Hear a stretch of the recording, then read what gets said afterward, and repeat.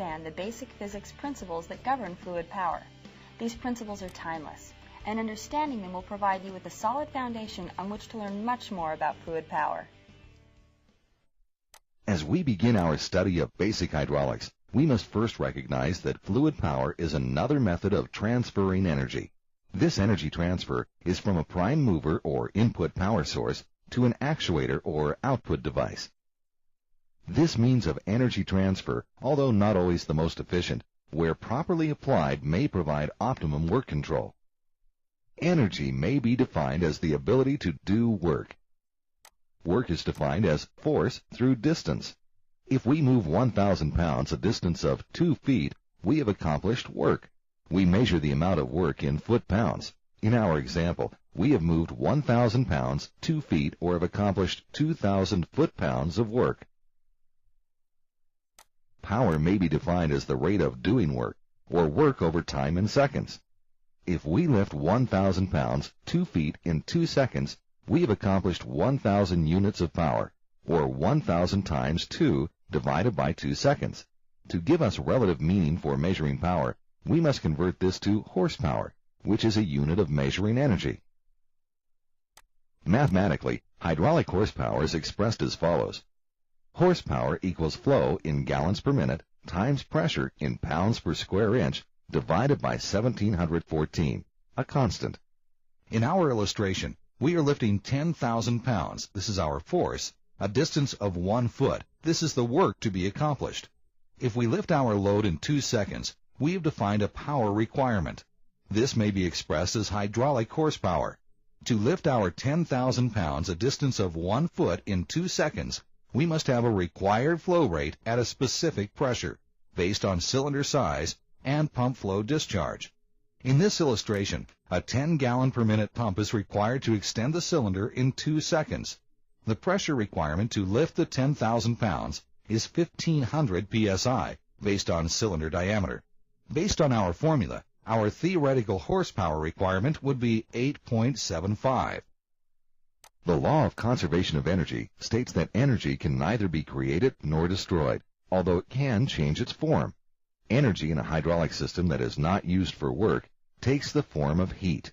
For example, if we have 10 gallons per minute going through a relief valve, which has a pressure setting of 1,500 psi, we can calculate the energy being converted to heat. Torque is twisting force. It is also measured in foot-pounds. In this illustration, we are producing 10 foot-pounds of torque when we apply 10 pounds of force to a foot-long wrench. This same theory applies to hydraulic motors. Hydraulic motors are actuators that are rated in specific torque values at a given pressure. The twisting force, or torque, is the generated work. A motor's RPM at a given torque specifies our energy usage, or horsepower requirement. This learning lab will demonstrate the effect of flow and pressure requirements on theoretical input horsepower required. Clicking on the arrows labeled GPM will increase or decrease the pump flow output, while clicking on the arrows labeled load will increase or decrease the load on the cylinder. Clicking on the extend or retract will shift the valve and operate the circuit. Observe the changes in horsepower requirements.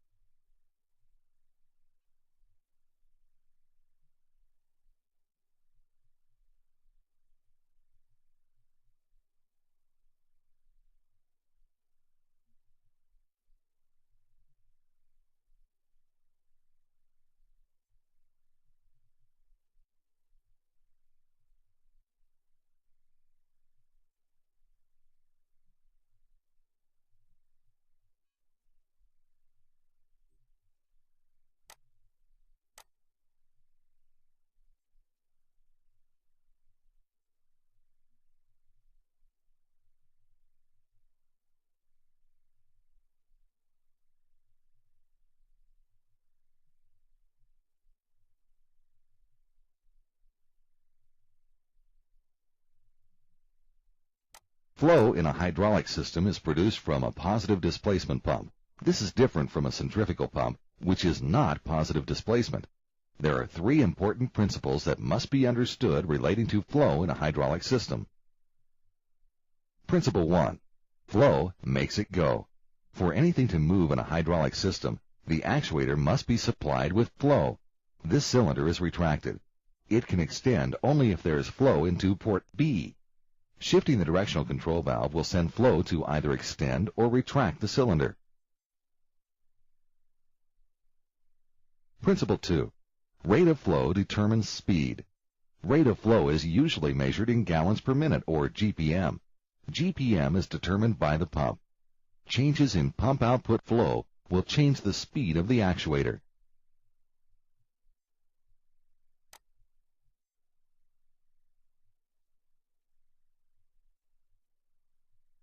Principle 3. With a given flow rate, changes in actuator volume displacement will change actuator speed. With less volume to displace, the actuator will cycle faster. For example, there is less volume to displace when we retract because the cylinder rod occupies space, diminishing the volume to be displaced. Notice the difference in speed between extend and retract.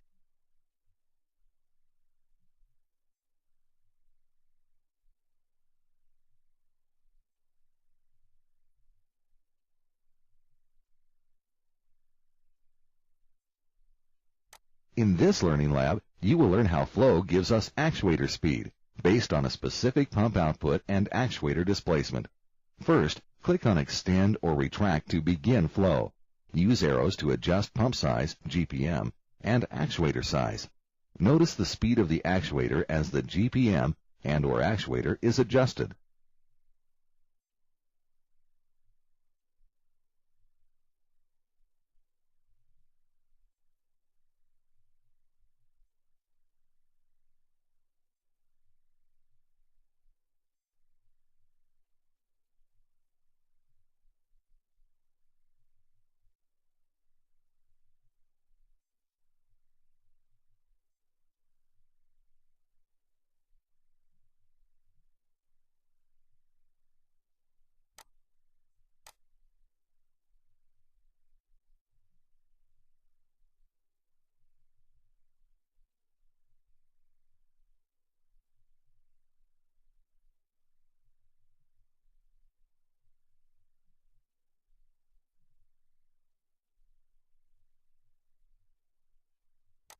Pressure in a hydraulic system comes from resistance to flow. To further illustrate this principle, consider the flow produced from a hydraulic pump. The pump is producing flow, not pressure. However, if we begin to restrict the flow from the pump, pressure will result. This resistance to flow is load-induced from the actuator and also generated as the fluid is passed through the various conductors and components. All points of resistance, such as long runs of pipe, elbows, and various components, are cumulative in series and contribute to total system pressure. Pascal's law forms the basis for understanding the relationship between force, pressure, and area. The relationship is often expressed with the following symbol. Mathematically, we express this relationship as force is equal to pressure times area. Pressure is equal to force divided by area, and we can calculate area by dividing force by pressure. Pascal's law is expressed as follows. Pressure applied on a confined fluid at rest is transmitted undiminished in all directions and acts with equal force on equal areas and at right angles to them. In the following illustration, we have a vessel filled with a non-compressible fluid. If 10 pounds of force is applied to a 1 square inch stopper, the result would be 10 pounds of force on every square inch of the container wall. If the bottom of the container was 20 square inches total, the resultant force would be 10 psi times 20 square inches, or 200 pounds of total force, since force equals pressure times area. In this learning lab, you will directly see the effects of Pascal's law. By pulling down the lever, you will put equal pressure on the fluid within the system. Note the pressure gauges all read the same pressure throughout the system.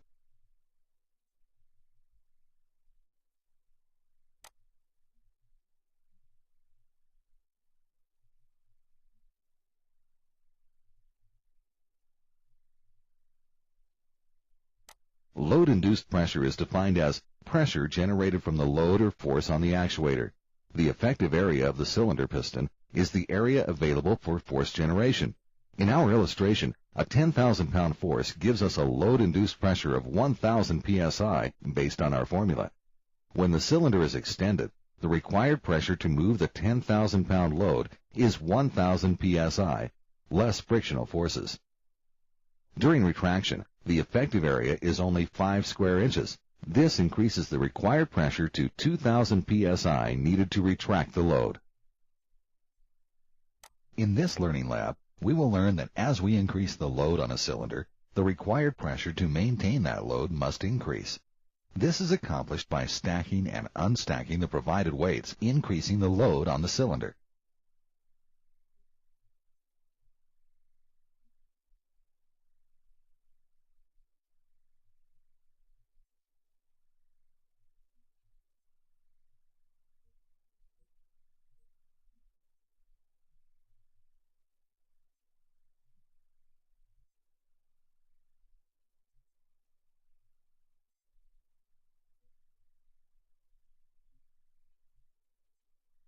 Pressure that is not directly used to provide work may be defined as pressure drop or resistive pressure. It is the pressure required to push the fluid through the conductors to the actuator. This energy takes the form of heat. Excessive pressure drop may contribute to excessive heat buildup in the hydraulic system. This resistive pressure is accumulative and must be added to the overall system pressure requirements. In this learning lab, you will pick and place the elbows, reducers, and pipe lengths to the system. As you add these elements to the system, notice that the pressure increases. When we reach a pressure of 1,000 psi, heat will be coming from all areas of the system.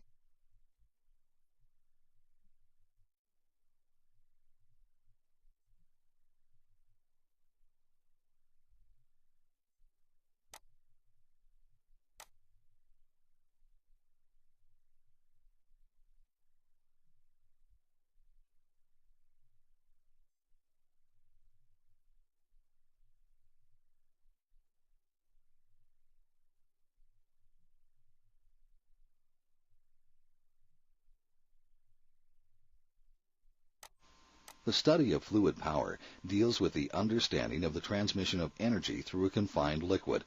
The hydraulic fluid may well be considered the most important component in a hydraulic system. It serves as a lubricant, a medium for the transfer of heat and energy, and a sealant. Let's look at some examples of these. In our example of lubrication, hydraulic fluid as a lubricant allows this block to glide with less friction and wear on the parts. In our example of heat transfer medium, the heated fluid enters and radiates its energy out and leaves the system cooler. In our example of energy transfer, hydraulic fluid will transfer energy from the input side to the output side because fluid is basically non-compressible. In our example of a sealant, the hydraulic fluid between the wall and the piston will act as a sealant because of its viscosity. Hydraulic fluid is basically non-compressible and can take the shape of any container. Consequently, it has a certain advantage in the transmission of force. This is an example where the fluid will take the shape of a container.